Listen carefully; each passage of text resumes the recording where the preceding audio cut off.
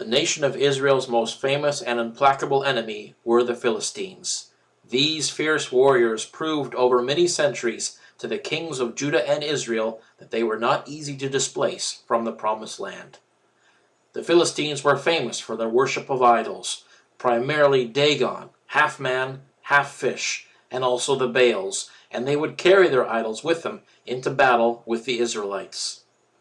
Philistia, the land of the Philistines, occupied a stretch of land south from Joppa, about 80 kilometers to Gaza. It was a land of beaches and sand dunes, but it was also a fertile place with fruit trees, olive trees, and they grew wheat. The Philistines were not Canaanites. They too, like the Israelites, had settled there from somewhere else around the time of Abraham, probably migrating from the island of Crete. They built many cities, among these their principal cities, Ashkelon, Ekron, Gaza, and Ashdod. The Philistine city of Ashdod was the religious center of Philistia, and it was the center of the worship of their false god Dagon. It occupied a strategic position on the most easy route up out of Egypt and into Asia Minor. Now Jehovah did not direct the Israelites this way when they were wandering in the wilderness, perhaps realizing how easily frightened they were. The Philistines were not removed from Israel at the time of the Canaanite conquest, and this caused the Israelites problems for many centuries. The faithless Israelites feared the war chariots of the Philistines. Before King Saul's time, the Philistines inflicted a severe defeat on the Israelites, even capturing the Ark of the Covenant. They brought it back to the temple of Dagon in Ashdod, where a most remarkable thing happened. Twice they found the statue of Dagon fallen on his face, the second time broken in half.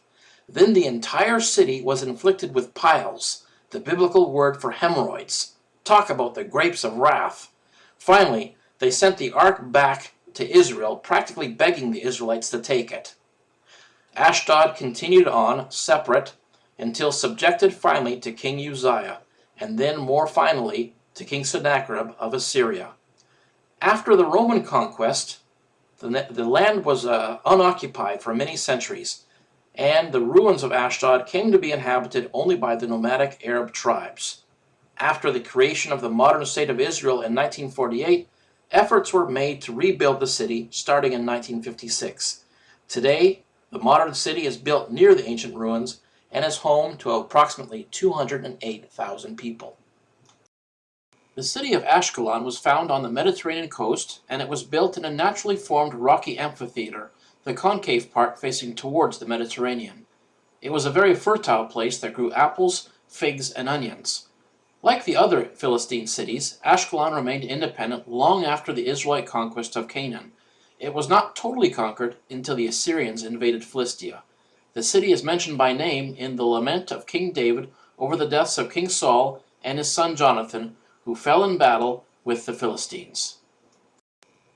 The beauty, O Israel, is slain upon your high places. How have the mighty men fallen? Do not, you people, tell it in Gath.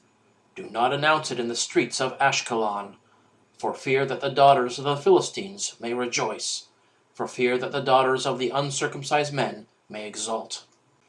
Today, while modern Palestinians derive their name from the Philistines, they are not their descendants. They are the descendants of Arab nomadic tribesmen and of Muslim conquerors coming centuries after the fall of Philistia. And yet it is interesting that these many centuries later, the ancient land of the Philistines is still a place of warfare. In modern times, the combatants are the Palestinians and the Israelis. As recently as 2012, rockets were fired from nearby Gaza, once a Philistine city and now a Palestinian-controlled area, towards the nearby Israeli city of Ashkelon. Here, an Israeli missile, part of the Iron Dome defense system, is fired to intercept an oncoming rocket.